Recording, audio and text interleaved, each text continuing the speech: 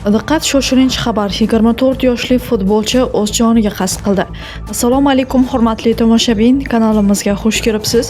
Yurtimizda va jahonda sodir bo'layotgan eng so'nggi va dolzarb xabarlardan doimo birinchilardan bo'lib xabardor bo'lib turishni xohlasangiz, kanalimizga hoziroq podpisatsiya tugmachalarini bosib, videolarimiz davomida bir dona like tugmachasini bosib qoldirishni ham unutmang.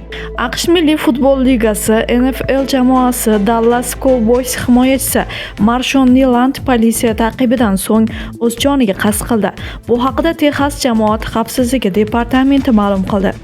Ma'lumotlarga ko'ra, voqea 5-noyabr kuni kechqurun sodir bo'lgan. Layland yo'l harakati qoidasini buzgandan so'ng politsiya uni to'xtatishga uringan.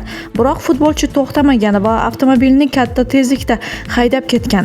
Ortidan ta'qib to'xtatilgandan so'ng uning mashinasi halokatga uchragan holda topilgan.